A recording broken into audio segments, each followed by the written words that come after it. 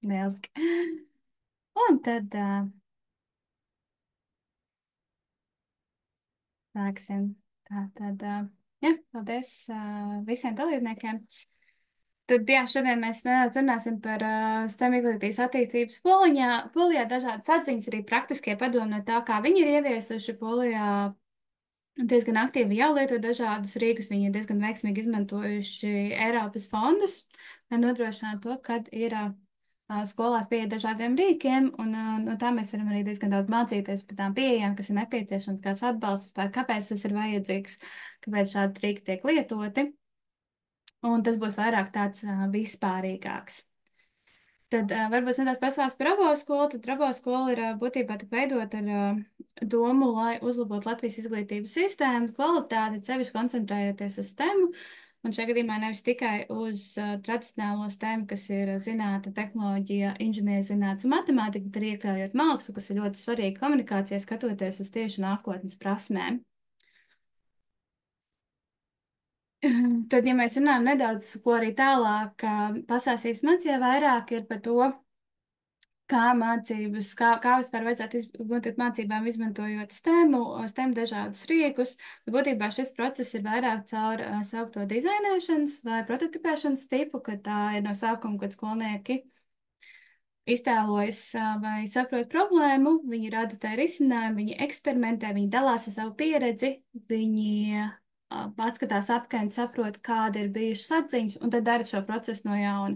Pēdējā ir tāda, lai viņi radītu vien labākus, padziļinātāk ietru katrā tēmā, padziļinātāk izprastu dažādus aspektus un veidot savus risinājumus. Un, ja mēs skatāmies no tādas pieejas un tālāk par to noteikti sasāstīt daudz padziļinātāk un labāk, tad viens ir, tas ir ļoti svarīgi vispār uzsākot dažādas izglītības tehnoloģiju ieviešanas un arī uz tēmu, ir tas, ka skolēniem ir jābūt ļoti līdzaktīviem, viņi ir priekšplānā, un skolotājs vairāk sāk palikt par mentoru, kurš atbalsta skolnieku, bet arī skolniekiem ir jāatbalsta vienam otru un jādarbojas kopā. Līdz ar to viņiem ir jānodrošina tā vide, kur viņi sastrādājas, kur viņi mācās, kur viņiem ir iespēja eksperimentēt, kur viņiem ir iespēja kļūdīties, kas ir ļoti liela daļa no tā visa koncepta, kad viņi iemācās kļūdīties, viņi iemācās atrisināt problēmas un atrast jaunus risinājumus, bāzējoties uz iegūtās informācijas, lai nākamais risinājums būtu labāks un lai veiktu risinājumu pareizi. Un jā, un kad būtībā zināšanas vairāk sāk skolnieki atklāja zināšanas, nevis, ka tās viņiem tiek pilnībā tikai iedotas. Un, ja mums ir tā vēl daudz ātri no manas puses, tad kādi padomi, ko vajadzētu darīt, ja jūs vēlaties vairāk dažādas tehnoloģijas pielietot un ieviest un STEM izglītību savā skolās, un noteikti pirmais ir ļoti svarīga iekšējā sadarbība ar skolotājiem, ka skolotāji viens otru palīdz, atbalsta, veido mācību grupas, veido darbnīcas, kur skolotāji dalās ar informāciju un atbalstu.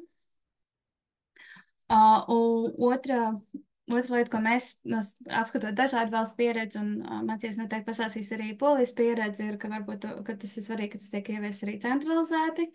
Ir svarīgi, kad uzsākot, jūs nopērkat ne tikai tehnoloģijas, vai tā būtu, vai kāds digitālais rīks tas būtu, lai uzsākot, jums arī ir klāta apmācības, jo lielākoties tas, ko mēs novērojam, ir, ka tiek iegādātas tehnoloģijas, bet, diemžēl, tālāk viņas netiek lietotas, un tā nav problēma tikai Latvijā. Tā ir problēma daudzās vietās.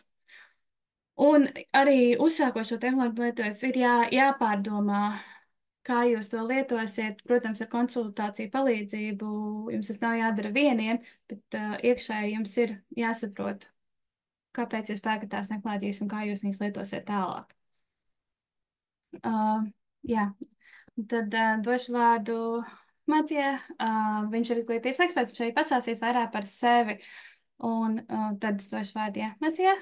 So the floor is yours. Let me try to grab the screen.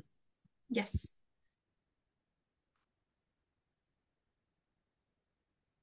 That should be fine now. Is Yeah. it visible? Yes. Yeah. Okay, so first of all, I'm very pleased to be here. Welcome you all. As you've probably seen, my name is Maciej, and I must admit to something. I am not educational. I'm not an educational expert from the practice perspective.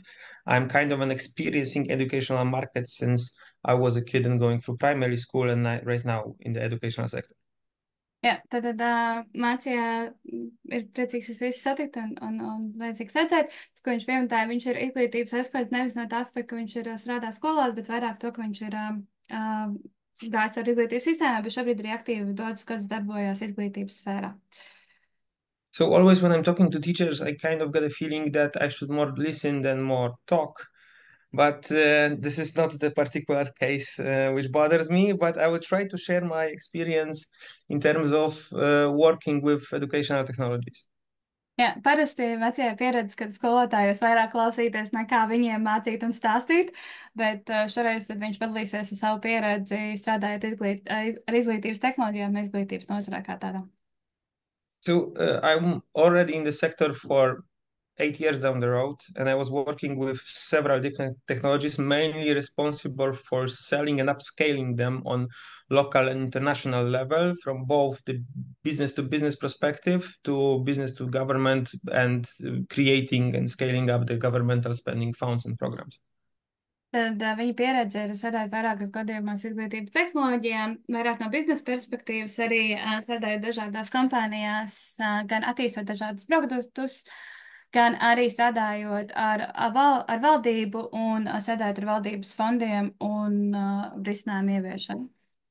And I do believe that that gives me and my team the legitimation to share some aspect which may not be obvious in terms of how to choose the school, the right equipment for the school, and what to pay attention and what to look for. So I will try to spotlight that particular topic. Jā, tas viņiem dod tādu, viņuprāt, labu ieskatu, kā pareizi skolām izvēlēties produktus, kā vispār tos ieviest, ko varbūt no skolu viedokļa nav tik viegli redzēt, un tas ir tas, ko viņš arī vēlēs šodien vairāk pastāstīt. So first of all, I will give you a small task, which will be try to find three differences and try to see which kid is more happy than the other one. Jā, sākotnēji tad Macija iedod jums uzdevumu būtībā atrast trīs atšķirības starp šiem te bērniem un kurš no viņiem izstāsta, ka viņam ir vairāk jautri. Būtībā If you have chosen a girl, that the girl is more happy, please look one more time. Jā, ja jūs izvēlaties meiteni, tad varbūt viņš aicina paskatīties ārēs. Because the education is, I believe, from my personal opinion, it's all about the context. I mean, all about environment we are trying to put the kids through, and all about the environment we are putting teachers through. No viņa pieredzes un tāda viņa filozofijas izglītība ir par kontekstu un ne tikai tajā ziņā, ko mēs nodošam skolniekiem, bet arī kādu vidi mēs radam skolotājiem. Yeah, that context can be governmental, educational, hardware, software, you name it. The environment is very important right now because we are starting to struggle with the serious problem which is called the shortage of focus span. Jā, tad ko viņš šeit uzsver, ir tas, ka ir šis konteksts un vide ļoti svarīgi, vai tās ir tehnoloģijas, vai tā ir izglītības vide, vai tas dažādos aspektos, jo šobrīd tas konteksts ir tāds, kad samazinās uztveres laiks un koncentrācijas laiks skolniekiem un vispār mums kā tādiem. It is clearly visible from the side of the tech manufacturers when the technology we are providing needs to be more sparkling, shiny, interactive, spectacular in many, many ways. Un to mēs sevišķi redzam, kā viņš saka, no ražotāja puses, tāpēc, ka jaunajām tehnoloģijām jābūt daudz interaktīvākām, uzmanību piesaistošākām, atraktīvākām, lai tās varētu izmantot. Because nowadays, probably visible when you take a look at your kids' pupils. I even must admit myself that TikTok is my guilty pleasure. So being constantly overwhelmed with those elements that would like to have your attention for even short period of time affects us adults, but affects even our kids more badly. Jā, un to jau mēs varam novērot, skatoties gan uz sevīm, gan uz skolniekiem un mūsu bērniem, ir tas, ka mēs šīs tehnoloģijas lietojam, mūsu koncentrēšanās un uzmanības noturības spēja tiek samazināta, un arī mācīja teica, ka viņš pats lieto TikTok, un tas arī samazina. Bet, ja mēs iedomājamies, cik ļoti tas samazina jau mūsu koncentrēšanās spējas, tad uz bērniem šī ietekme ir krietni lielāka. So imagine when you are taking a kid out of, for example, the gaming environment, when they have an audio, visual, emotional elements that drags them into, you put it in the classroom environment and you present him the whiteboard and the marker. Jā, iedomājieties to, ka jūs izņemat bērnu no spēļu vidus, kur viņiem ir video skaņa interakcijas, kas viņu visu laiku, viņu uzmanību notur, un jūs ieliekat viņu klasē, kur ir grāmatas un baltas sienas, tāfeles grāmatas, kas nav tādas. So we are back to that focus topic, and there was even a nice study run for a long time by Dr. Gloria Mark, who investigated that during the studies in the University of California, the focus span 20 years ago was about 150 seconds.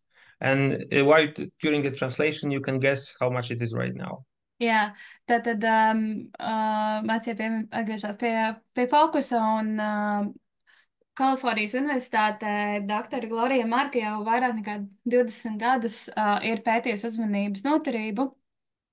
Nu, un, attiecīgi, viņš lūdz jūs mēģināt uzzināt, cik šobrīd skolniekiem varētu būt tas uzmanības noturības vidējais rādītājs, bet pirms 20 gadiem tas ir bijis 150 sekundes. And yes, right now it's below 60. It's 45 seconds on average. Jā, un šobrīd tas ir 45 sekundes vidēji. Sure.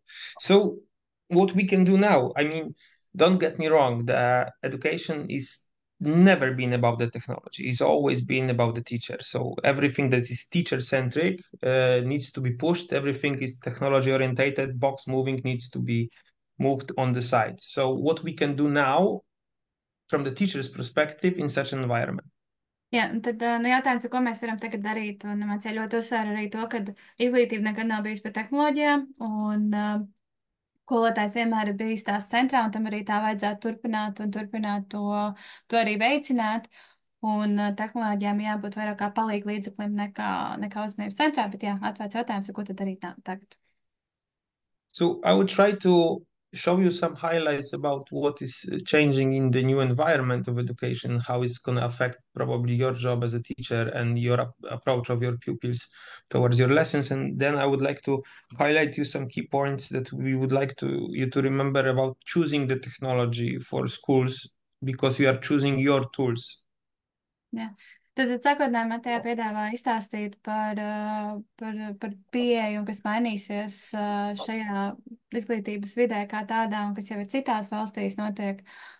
Un pēc tam parādīt, pastāstīt vairāk par tādām lietām, ko varbūt ņemt vērā, izvēloties šos te rīkus, lai tie strādātu jums. Yeah.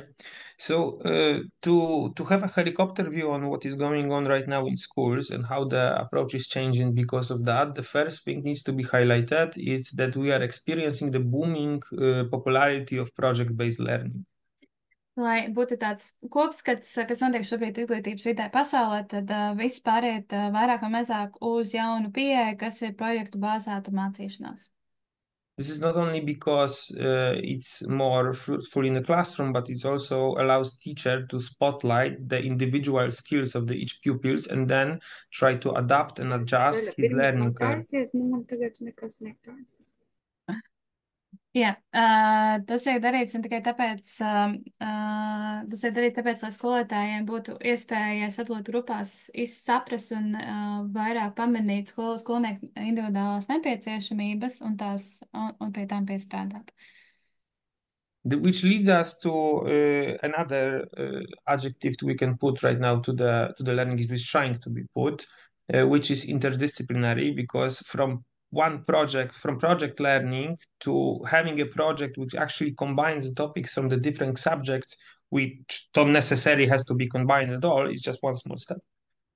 Jā, un tad nākamais solis, protams, ir starpdisciplīnu mācību priekšmetu apvienošana, kas nevienmēr nozīmē pilnīgi visus priekšmetus apvienot, bet iesaistīt kādus elementus.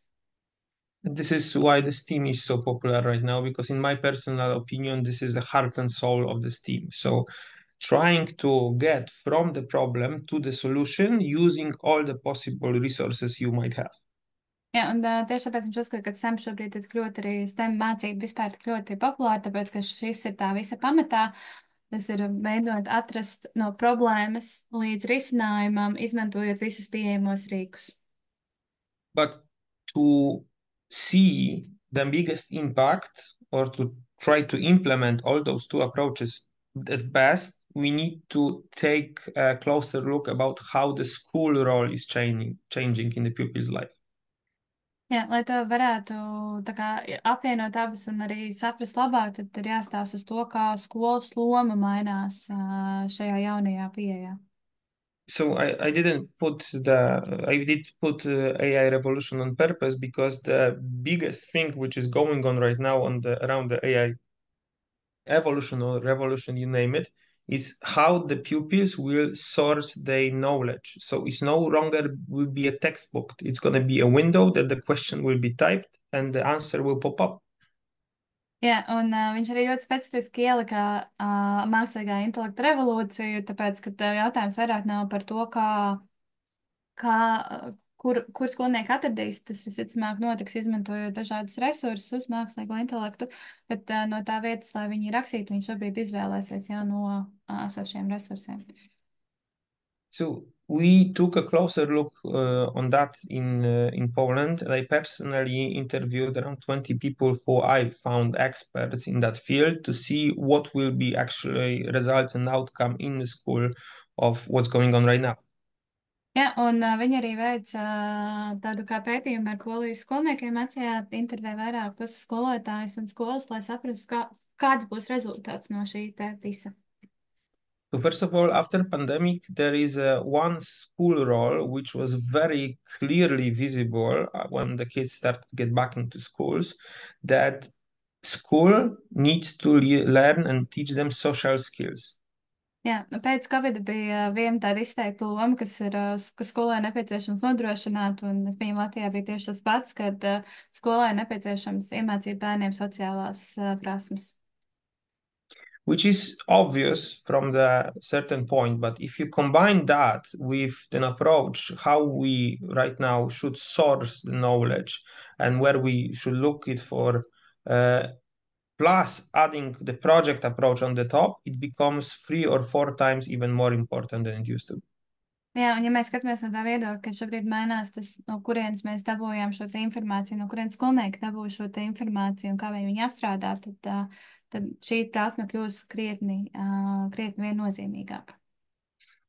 So then when we stay for a moment at the knowledge sourcing and see that we don't know, I mean, don't get me wrong, these are fruitful skills to have, counting in your head, but if you have a calculator, it looks like time saving. So sourcing the tools like calculator or using the Google as your browser to find some information or even using ChatGPT will combining with with what's going on and how fast are those things moving will create one more weak spot which we need to start to learn kids right now.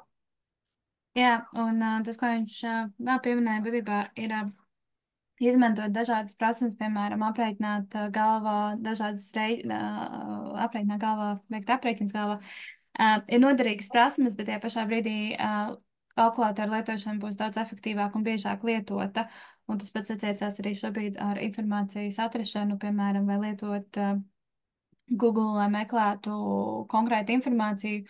Ir arī ļoti svarīgi tas aspekts, ka mēs jau bērniem iemācam laicīgi, kā to lietot un kā to pareizi lietot un kā to izmantot. Jo viņi tāpat to darīs, un tas tāpat notiks daudz efektīvākā veidā nekā mācoties vai skatoties uz iepriekšējām viedēm. And that skill which is missing is the adaptation to the chance to adapt to the changes quickly and efficiently. Because when we take the interdisciplinary approach, it in its base has an assumption that everything is either changing, either you can combine different topics. So that adaptation to changes will be one of, in my opinion, one of the most crucial skills in the upcoming years. Jā, nu, no vienas puses, otrs tāda lieta, kas ir ļoti svarīga, ir spēja pielāgoties izmaiņām. Arī skatoties no starpdisciplīnu dažādu priekšmetu kopā salikšanas, tā šā pamatā ir nepieciešamība spēja pielāgoties un spēja ātri adaptēties dažādām situācijām, un šis noteikti ir viens no tādām kritiskajām lietām, kas ir jāapgūst.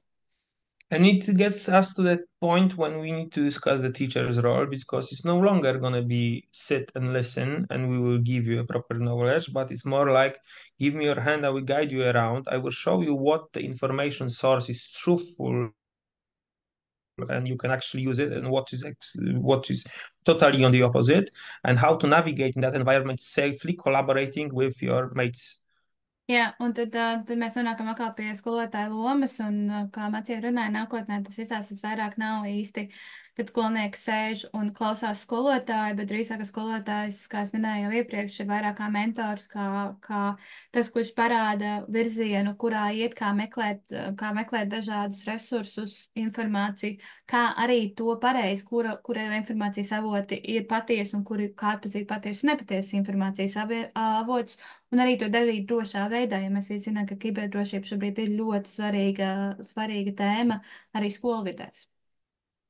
And based on that, and based on what are the key macro factors to be achieved via the educational process, like releasing the new generation of the future engineers, or improving their technical skills, or trying them to adapt for the new jobs that will be there, and discussing the graduate profile, this is the moment that the technology should be chosen and introduced, because the technology might be a savior and might be a pain in the might be very painful in that process. Jā, un tad tas būtībā tagad jau tuvojās jau būtībā vidusskolā un vairāk iet jau uz to nobeigumu. Būtībā ļoti svarīgi arī ar bērniem ir izrunāt nākotnes prasmes un tā, kā šīs lietas viņi varēs pēc tam pielietot darba tirgu, lai viņi būtu, piemēram, nākotnes inženieri vai analītiķi vai dažādas citas profesijas. Bet tajā brīdī ļoti svarīgi ar viņiem arī iziet cauri šim, kā atrast tiešām visu šo informāciju, kā pielāgoties, kā komunicēt, lai pēc tam viņi būtu spējīgi arī būt pilnvērtīgi sabiedrības locekļi. And we have a couple of examples that the programs that were actually released or about to be released, and I will briefly overview each of them to show you the approach and advantages and disadvantages of that approach. Jā, te ir daži piemēri no dažādām valstīm, un Macija pasāstīs gan tā kā to pieeju, gan arī, ko no tā var mācīties, ko darīt, ko nedarīt.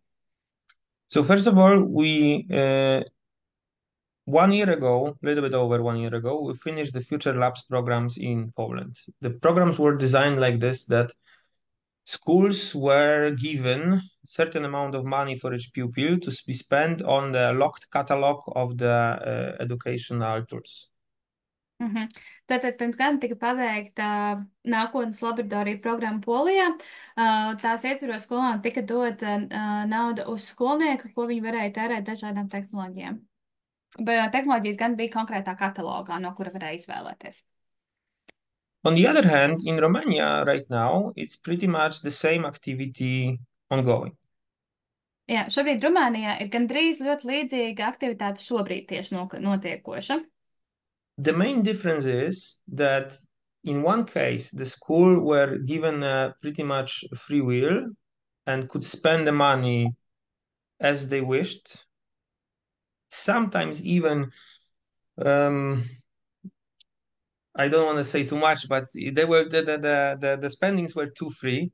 And on the other hand, in Romania, we are experiencing some tenders. It gives us two problems. The first one, from the governmental perspective, is a money flow. In Poland, everything was able to be delivered fast and up and running because the money was paid up front. In Romania, on the other hand, there is a massive problem with the money flow and supplies, because as a tender goes, the money should be delivered after the delivery implementation.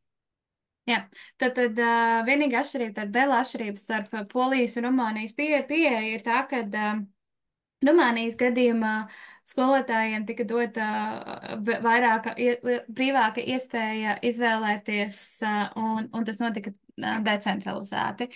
Un tad, attiecīgi, šajā gadījumā skolotājiem skolām bija brīvāka izvēle, kas ir, protams, labi, bet kaut kādā brīdī, kā Macija teica, tā izvēle varbūt bija pat pārāk brīva. Un tad kopumā, ko var redzēt no šīm divām lietām, ir sevišķi no Rumānijas, ir tas, ka rodas problēma, un pirmā problēma ir to, ka nav naudas plūsma. Polijas gadījumā, ka tas viss notika vairāk centralizēti, kā es minēju, katalogi, un skolotājiem bija konkrēti budžeti. Viņu gadījumā viss notika ļoti ātri, raiti, tāpēc, kad katalogos jau bija tikai jānodrošina konkrētu skaitu produktu, kamēr Rumānijas gadījumā, kur skolas rīko atsevišķu vai reģionu rīko atsevišķus iepirkumus, ieviešanas process bija krietni ilgāks un sarežģītāks, tāpēc, ka tas viss notiek pēc apmaksu un jārīko ar atsevišķi iepirkumi. What is also interesting and worth paying attention to was that in some of those programs, you experience the necessity to buy some solutions. So it's either the tender that gives you the necessity, okay, we are buying this solution and that's only, and it usually the decision is made after some public consultants. And on the other hand, the schools may be given a free will. So it gives you ups and downs. The ups are that we can standardize the educational level or educational approach in each schools, and we can share that knowledge on the further steps, so it might be more efficient. The second approach shows you it's more adaptive to the teachers. So if you have a teacher who is extremely keen into 3D printing and you are able to buy it, for example, he will buy it, but probably consume all the budgets. So the second approach is more like it's see who is the most active in the school and who has most influence on decision makers on the local level.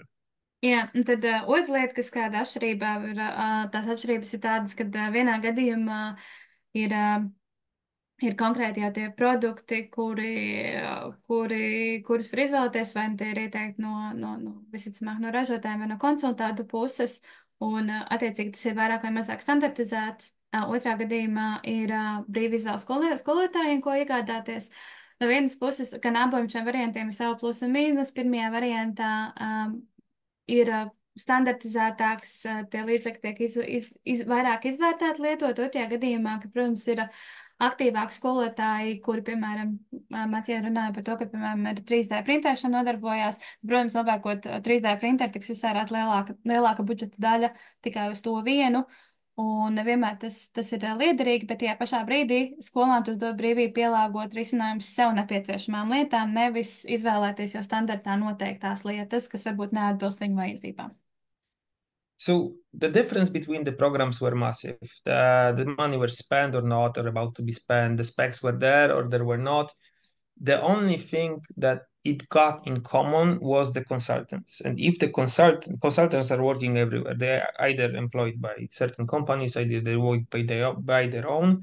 But their job, our job, is to highlight the elements that will allow you to spend the money safely in terms of that you will have equipment you'll be using. You will have an equipment that you can actually have some support with, and it's going to be easy enough for you and efficient for the kids. Jā, tā kā mēs redzam, šiem abām pieejām, gan centralizēto, gan decentralizēto, atšķirības īstenībā ir diezgan liels tikai dēļ šī viena faktora. Bet, ja mēs skatāmies uz tādu kopējo lietu, tad abos šīs valstīs bija ļoti svarīga konsultantu iesaiste, vai tie ir privātie konsultanti, kas ir ražotāji vai izplatītāji, vai tā ir kādi valsts nodrošināti konsultanti. Bet tā ir tā lieta, kas abos gadījumos tika izmantota, jo tas nodrošina iespēju, kad palīdz skolotājiem un skolām izvēlēties produktus, kas atbilstu viņiem, kas palīdzētu viņiem to izdarīt arī drošā veidā, to izdarīt arī tā, lai tie būtu efektīvāki, lietojamāki.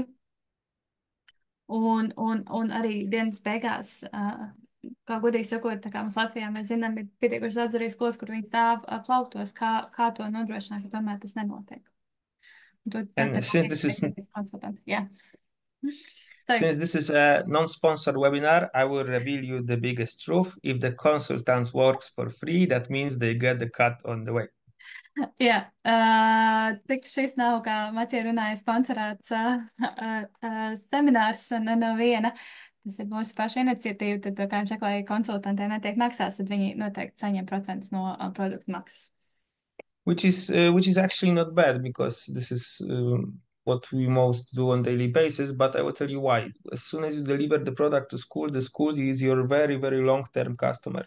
So you need to make sure that what you are delivering is in top quality because otherwise we are playing a very short game and you will be out of the business very soon.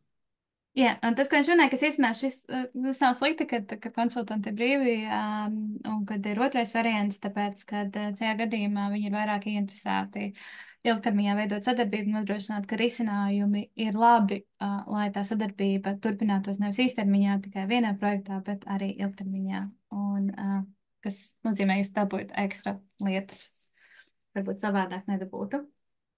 So I've chosen most important points from my side and divided into approaches from pupils' perspective, from teachers, educators' perspective, and from the authorities that they are deciding how to spend money and what.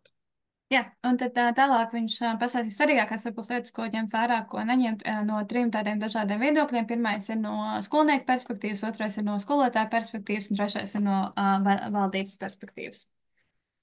First of all, the equipment that engages the pupil with the most possible number of senses is trying to solve the problem we are discussing in the beginning, which is a lack of focus. So every single sparkle and attention catching element will enlarge that focus span and has a good to fair chance to extend it to the moment that the education becomes more effective. Jā. Tad nedaudz atgriežoties pie tā, ko mēs runājam sākumā par fokusu, ir tā, ka rīki, kas veicina dažādu maņu, dažādu sajūtu stimulēšanu, un tas ir jo vairāk, jo labāk šajā gadījumā, ir labāki, tāpēc, ka viņi ilgāk palīdzēs noturēt skolnieku uzmanību un koncentrācijas spējas līdz tam brīdim, ka tā mācīšanās paliek tiešām jau efektīva.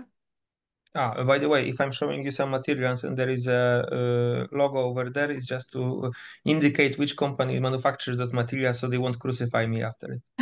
Jā, viņi mazliet piezīmes to, ka jūs redzat kaut kur logo, tad tajās bildes nāk no vienkārši šiem te ražotājiem, lai pēc tam viņam netiktu pārmests, ka tiek izmantot viņas bildes bez produktu norādīšanas. The other thing that we should pay attention to is the attractiveness. So the level of possible engagement from the pupils, like for example with the robotics, should be considered as the biggest advantage because it will gives you an extra engagement in the lesson from their side. So focused and engaged, it's kind of a teacher's dream. Tad rodas aspekts, ko ņemt vērā, cik ļoti viņi piesaistīs bērnu uzmanību. Līdz ar to, piemēram, tehnoloģijas, kas ir vizuāli gan pievilcīgas, gan grafika, kas ir vieglāk uzsverami vizuāli, noteikti palīdzēs veicināt skolnieku miedarbību un aktivitātes līmeni stundās. Un, kā Meciens teica, skolnieki, kur koncentrējas un ir aktīvi iesaistīti stundā, arī tieši skolnieki, ko mēs visi vēlamies. And the last thing I find most important from the pupil side is collaborative aspect, because I'm a huge fan of a 3D printer in the classroom, but in the way you consider it, that this is a manufacturer of educational tools, not educational tool itself. So if we, for example, are introducing 3D printer to the classroom, we should consider the 3D design tool plus laptops or any other computers that will be available for pupils to actually collaborate and participate in a certain lesson. Because otherwise we will have just something which can be described or seen only by the pupils, and we are coming back to the sit down and listen method, which is a no-go. Collaborative elements like breaks, like having a certain number of robotics, these are my personal way to go, favorites and way to go. Jā, un tad pēdējais aspekts, ko viņš šeit uzsver, ir sadarbošanās. Tad tehnoloģijām jābūt arī pietiekošā daudzumā. Piemēram, piemēram, 3D printeriem nepietiek arī tikai 3D printeris, vajadzīgi ir arī datori un programmas, lai varētu paralēli klasē darboties visa klase vai darboties klase grupās, bet tā ideja ir tāda, ka nevar būt tā, ka viņi tikai apskatās, ir viens piemērs vai daži viņi apskatās un tad iet apakaļ uz soliem, bet ka viņi patiesībā strādā un sadarbojas strādājot, izmantojot šos rīkus. And we can smoothly move to the teacher's perspective when elements most important are about the easiness. So Tad, the easiness, yeah, go ahead. jā, tad mēs pāriesim tagad pie skolotāja perspektīvas, kur galvenais aspekts, protams, ir vieglums. If Latvia is not so far from Poland, and my experience is mainly from Poland, I'm aware that teachers are overwhelmed with the school and extracurricular school activities. So trying to push them through training, which there won't be probably paid for, and they will have given a complex technology to deal with and want to implement in the classroom during the 45 lessons, it's a nuts idea. Jā, un tad mācījās sāst par to, ka, skatoties, viņš, protams, runā no polijas pieredzes, bet doma tāda, ka Latvija nav pārāk tālu, un viņa komentētājs, man liekas, noteikti atsauksies arī uz to, ko jūs paši piedzīvojat, ir tas, ka sagaidīt, ka skolotājs iemācīsies lietot dažādas sarežģītas tehnoloģijas, vēl dosies uz apmācībām, kurām visticamāk jums neviens nemaksās. Un tad to mēģināt ieviest dažādās stundās un izmantot, ir pilnīgi nereāli domāt, ka to var izdarīt un ka tas arī no jūsu kapacitātes ir iespējams, jo jūs tāpat esat jau noslogoti ar dažādām sagatavošanās mācībām, ar pulciņiem, ar papildus nodarbībām. Un to nebūtu realistiski arī sagaidīt no jums, ka jūs to varat izdarīt, ja risinājums ir sarežģīts.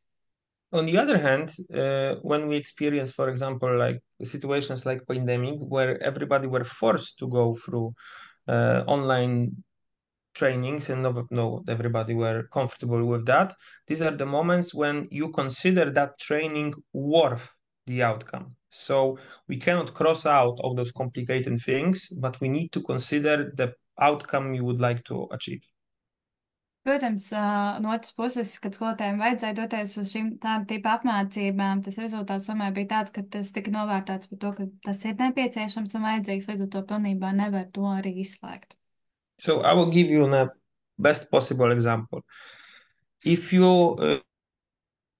see what is in the picture right now and you can recognize this thing and you know how to use it, and you see what's in the picture right now and you feel like you know how to use it, and if somebody don't have a TV, if somebody has a TV, probably they do, you are fully able to operate, for example, the certain interactive floor. So when I started my journey with interactive floors, it was like almost 10 years ago. There was a Okay. complex installations with Kinect cameras over there and a special software on an external PC that needs to be run and separately operated the projector, separately operate cameras and calibrations.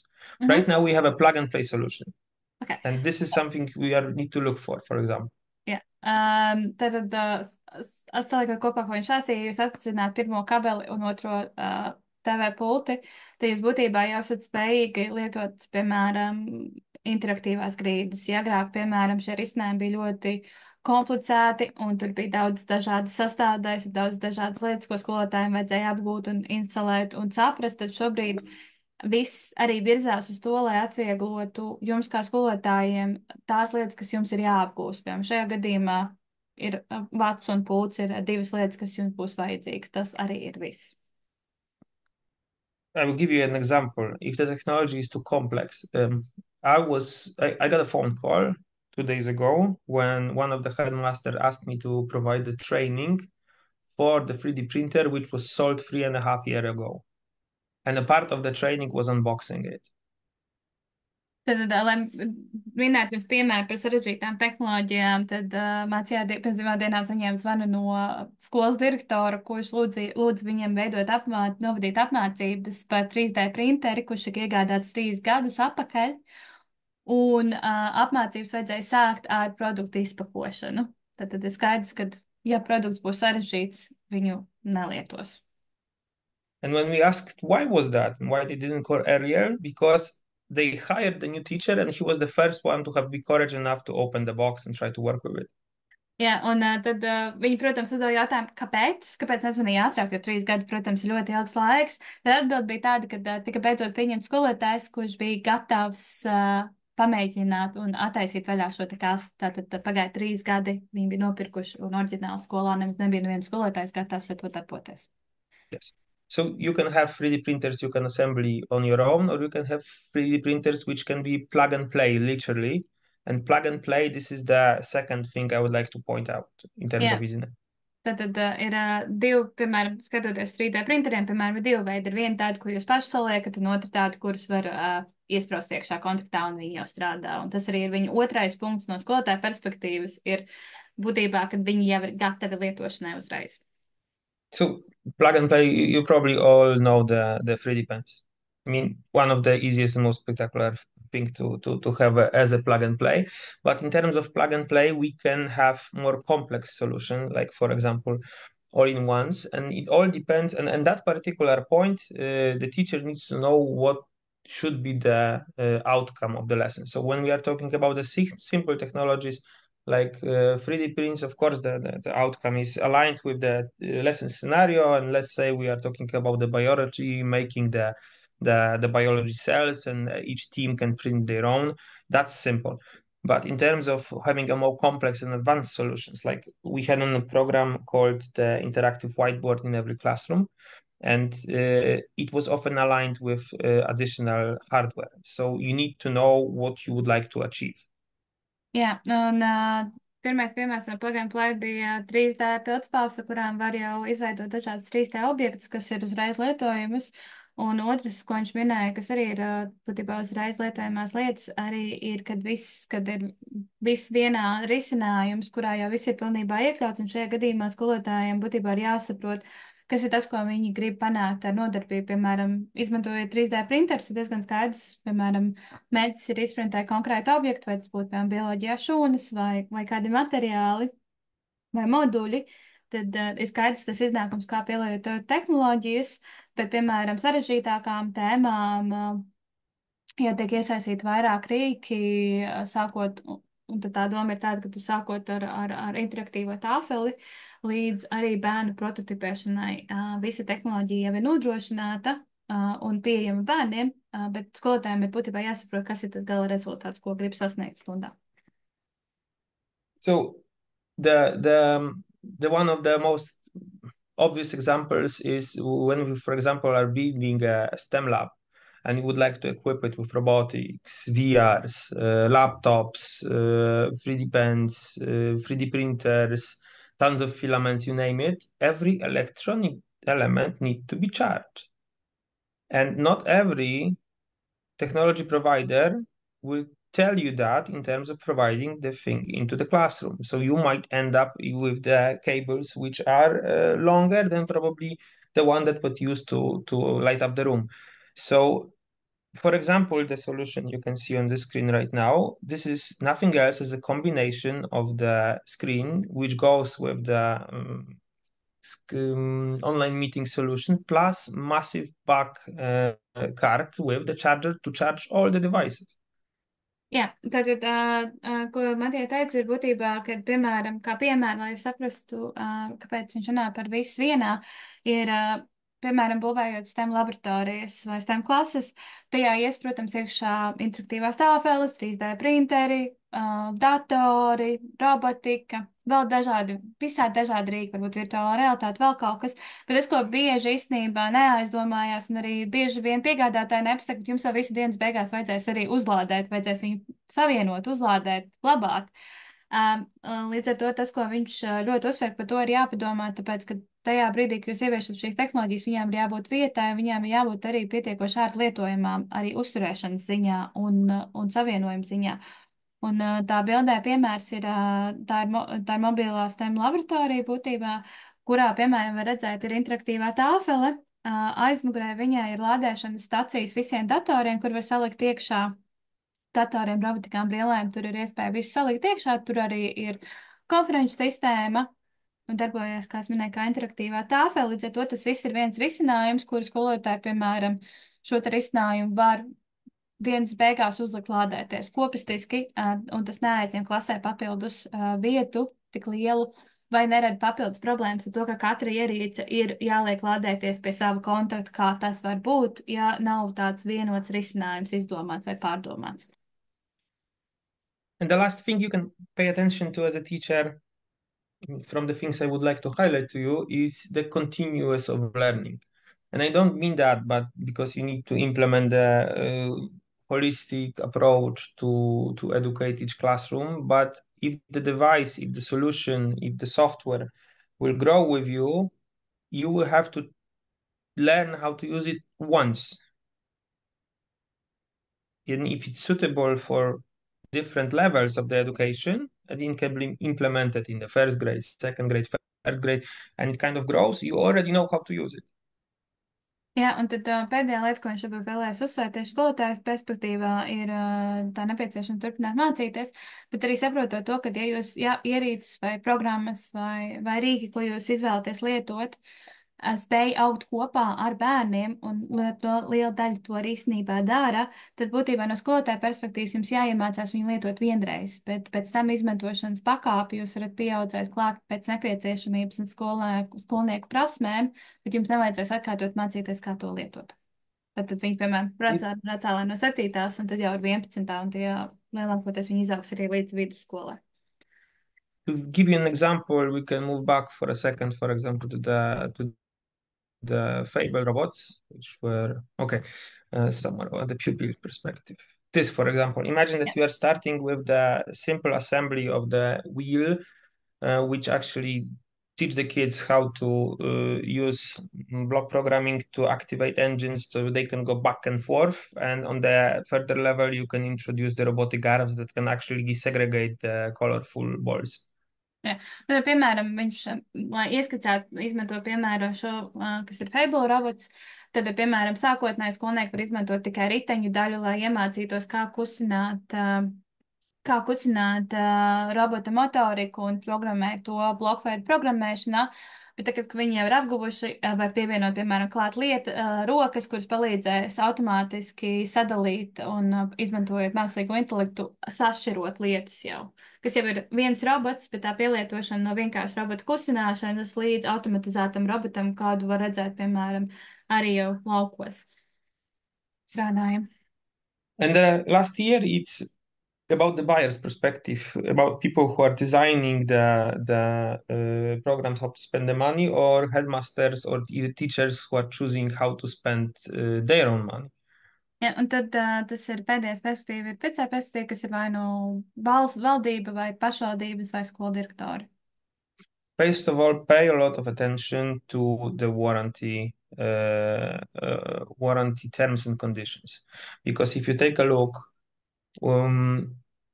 who is provider of the warranty? Is it a local company, and is that local company a manufacturer or just a box mover?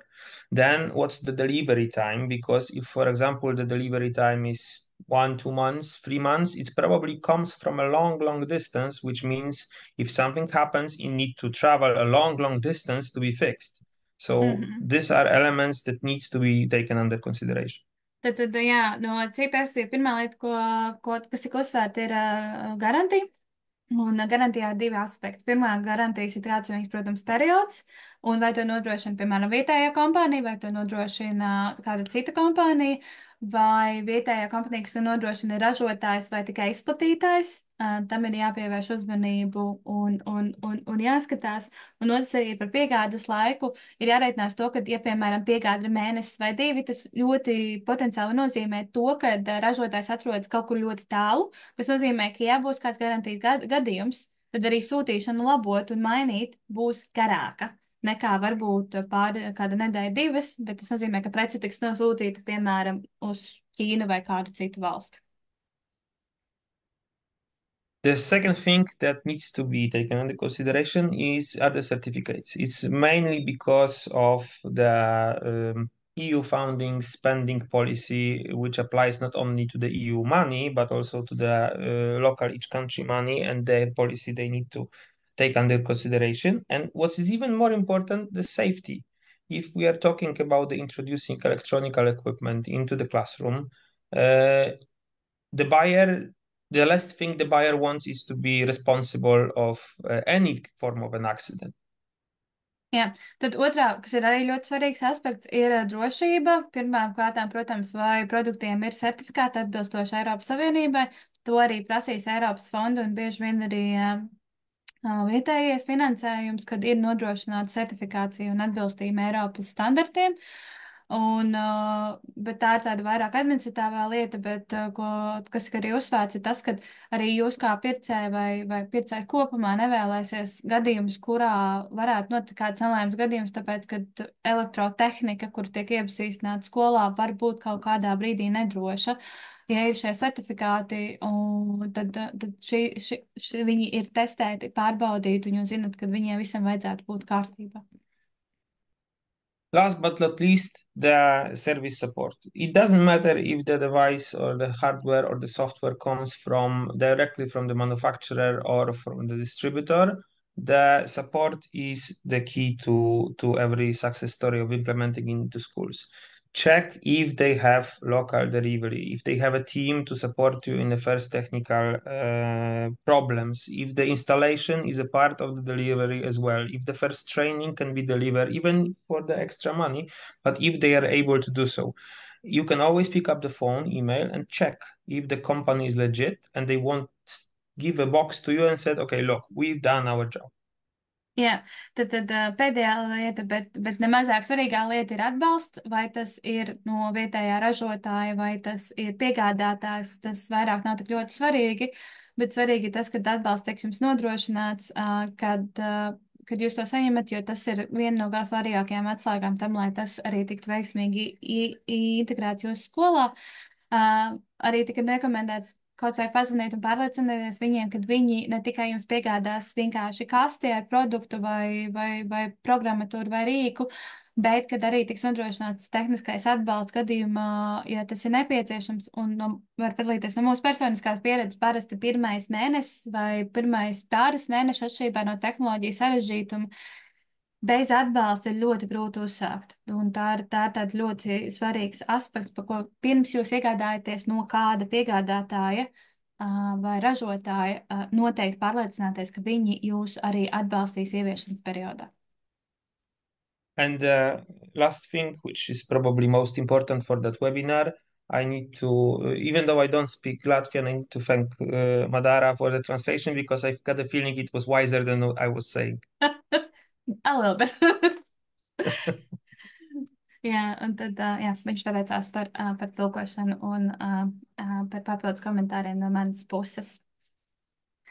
Jā, varbūt mums vēl ir palikušas kādas 6 minūtes vairāk. Varbūt ir kādi jautājumi, ko mēs varam uzdot. Bija jau arī iesūtīti. Lielu daļu mēs centāmies jau noklāt ar prezentāciju, kas tika iesūtīta. Bet varbūt ir radušies jums vēl kādi jautājumi. Vai droši to vai nu rakstīt čatā, vai ieslēgt mikrofonu un pajautāt.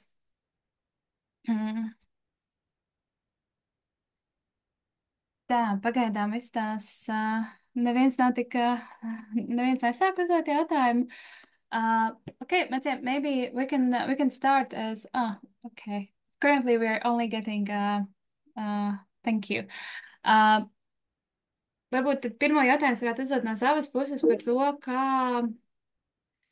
cik ilgi ir īrijas vispār ieviešanas periods un kāds bija ieviešanas periodi Polijā no viņa pieredzes? So, Matija, maybe talk a little bit about how long it takes to actually implement from kind of purchasing to fully starting to use by teachers, how much kind of support they should be asking or requiring. That's a difficult question because it depends on the complexity of the technology. The thing you can pay attention to is if the technology comes with the educational materials and ideas how to use it, because then implementation is easier and faster. But from what I personally experience is usually we need at least an online and best on-site training, and it takes 1 to 3 months to start using it in the school. Jā, so, Macija atbild bija tāda, ka būtībā tas ir ļoti atkarīgs no tā, cik sarežģīta ir tehnoloģija. Jā, klāt tehnoloģijai nāk jau kaut kāda mācību materiāli, tad tā ieviešana ir krietni ātrāka ar materiālu vispār, bet no viņas pieredzes parasti ir tā, ka tas ir līdz 4 mēnešiem, kamēr skolotāji jau ir droši paši pilnībā lietot. On the other hand, it's worth taking a look in what your colleagues in different schools already had on considering purchasing, because the community is stronger when you exchange the ideas and approaches with that. Ja? Jā, un vēl tika aicināts arī tas, lai jūs savā starpā arī komunicējat, noskaidrojat, ko jums blakus skolas vēlas iegādāties, ko viņi lieto.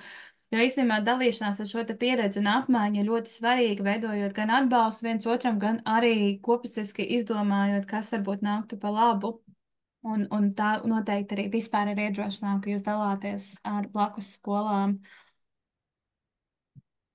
Und dann, oh, and I remember one question there was, Matian, about how to kind of balance technology usage in classroom and versus not using technology, how to kind of limit not too much of the technology would be the question.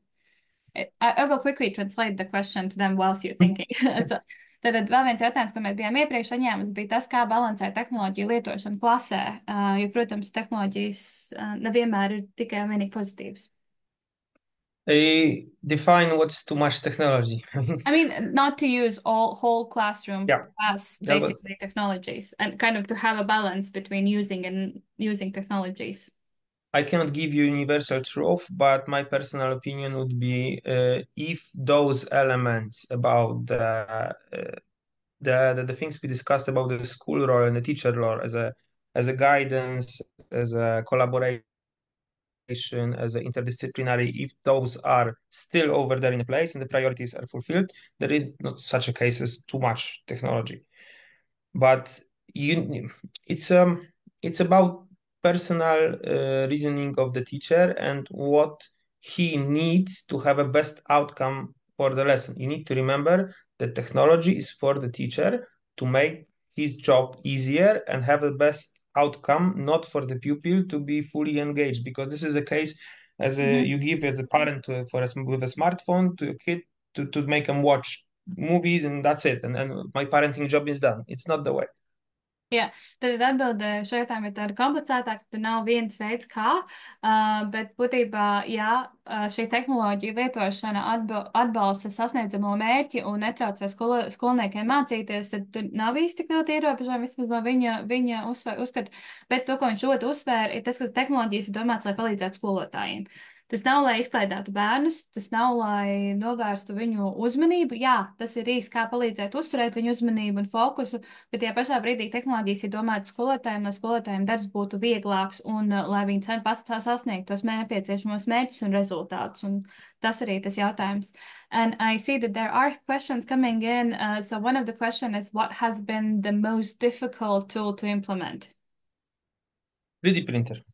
We sold 2,500 of those, but we needed to take an approach as every manufacturer should do. So we asked a company that was originally manufactured to make a special software for us to implement it in the system. And the software was designed in the way that it actually literally shouts at the user, guiding him step by step with force through every single element of putting up the 3D print, not to screw it up and to feel confident that he is actually making a 3D print without knowledge how it works. Jā, tad atbild bija visgrūtākā tehnoloģijas ežēla lietošanas veids, kas tika ievies. Viena no viņa pieredzes ir bijis 3D printeris, kur beigās pat nācās uzveidots ražotājiem speciāla programma, kas visā uzstādīšanas procesā būtībā viņa izmeta ārā atgādinājums un brīdinājums par to, kā soli pa solim katrai darbībai, kā pareizi to darīt, lai dod to pārliecību, ka viss ir izdarīts pareizi, lai nenotiktu kaut kādas kļūdas. Protams, sistēma strādāja tāpat, kā strādāja, viss kārtībā, neietekmēja, bet nācās izstrādāt speciālu risinājumu, kā nodrošināt, ka visi soļi tiek ievēroti. Matija, and what was kind of Yes, yeah, and maybe what would you recommend so in that case to kind of avoid difficult solutions for also for 3D printers to have kind of not only look at the device itself but also the interface. Reaching out to either reaching out to people who are already using it, either taking a look at YouTube as a main source of the knowledge, because probably everything which is available on the market has been pretty much tested around. In Mm-hmm. terms of low specs like 3D pens, you can just review the website, checking that if there are any technical difficulties. But in terms of things like 3D printers, robotic arms, CNC machines, there will be a complex review and you can make your decision based on that. Tad es jautāju, vai gadījumā ir kaut kāda, piemēram, risinājuma, kā varbūt izvairīties no šādām lietām, tad tā atbilde bija tāda, ka lielam jā, ir kaut kādas lietas, ko var, kas ir, piemēram, 3D pildspalvas, kur ir vienkārši viegla lietojamība, un to var redzēt mājaslapā, bet patiesībā lielākajiem daļām produktiem būs kaut kādas lietas, bet lielākoties visi šie produkti arī ir testēti no gan dažādu lietotāju puses, un attiecīgi tam ir jāpievērš uzmanība. But Yeah.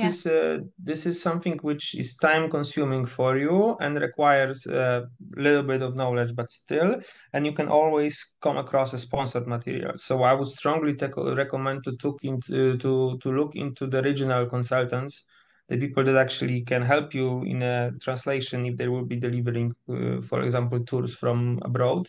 And even if the equipment will be slightly more expensive, but the service support and the pickup and picking up the call in the local language will be there, it's worth it. Jā, un kā vēl papildus komentārs tāds, ka jūs varat, protams, to meklēt paši, un tas aizņem diezgan daudz laiku. Un jāuzmanās arī ar to, ka daļa no visu materiāliem, ko jūs atradīsiet, būs maksas materiāli, kas nozīmē, ka tie varbūt taustamība ir mazāka. Viņa rekomendācija ir ļoti vairāk iet tomēr uz konsultācijām un sameklēt vietējos izplatītājus un ekspertus, kas strādā ar šīm tehnoloģijām, kuras jums interesē, un darīt konsultāciju kopā ar viņiem. Ja dienas beigās tas atbalsts un tas, mēs jau arī pirms tam minējām, atbalsts ir tas, kas būs jums visvairāk nepieciešams, un ja jūs jau konkrēti strādājat ar kādu konsultantu, kas jums to palīdz, jau ir labāk, iespējams, ka jūs dienas beigās samaksāsiet nedaudz vairāk stājot šo ceļu, bet tajā pašā brīdī jūs iegūsiet atbalstu visu cauri šim te procesam, arī viņi spēs atbildēt jūsu jautājumiem un rekomendēt labākas lietas, un kā jau mēs pirms tam runājām, lielākoties tas arī nav pārāk izdevīgi rekomendēt lietas, kas jums nestrādās, tāpēc, ka tā ir īstermiņa sadarbība, kas jebkurā gadījumā nevienai pusē nav izdevīga.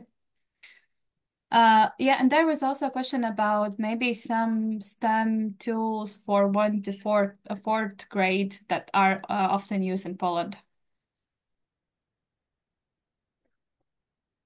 3D pens, for example, photon robots, Fable robots, it's a starting point, I would say. The bricks like Corbo, for example, with the educational STEAM scenarios. There was an introduction, the company called Screwer, where there were bricks, then the bricks can transform into the robots further on. Lego, of course, is always a obvious choice because of the being well known.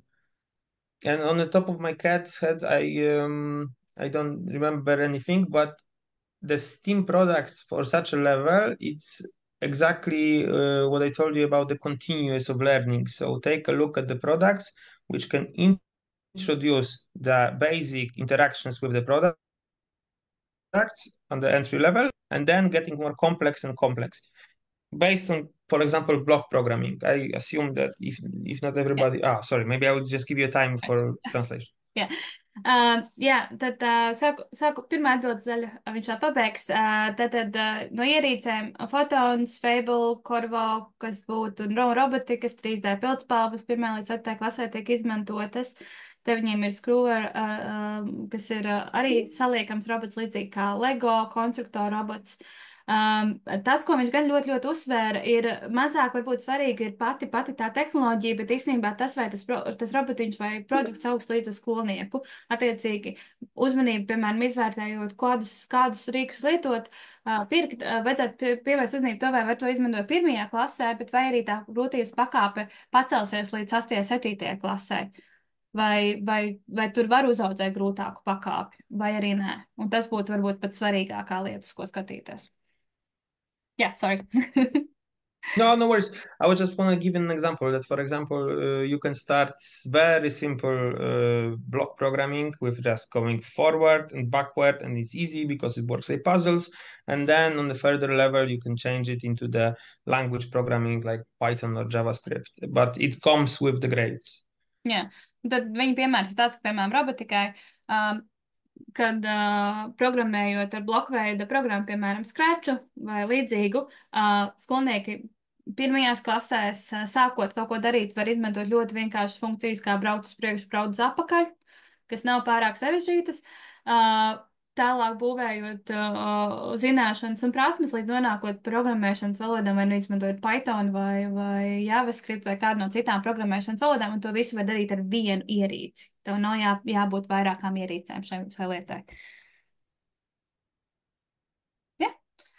I think, yeah, if there's, I think there's no more questions. Ja, dodiet ziņā, ja ir vēl kādi jautājumi, mēs varam arī nosūtīt pēc tam. Bet, ja nav jautājumi, es domāju, ka mēs jau esam arī nedaudz pāri laikam, ka tad mēs varam jums pateikties par pūšanu šeit un ceram, ka tas bija noderīgi. Un, yeah, Matija, thank you for being here. I'm thanking you. It's always a pleasure to try to spread the knowledge how to avoid the mistakes we already did in the past. Yes. Tā pēdējā lieta, ko Macija teica, ir vienmēr prieks padalīties ar lietām, ko viņi pieļauj kļūdu, lai nepieļautu nākamās valstis. So, thank you, un liels paldies jums visiem. Thank you.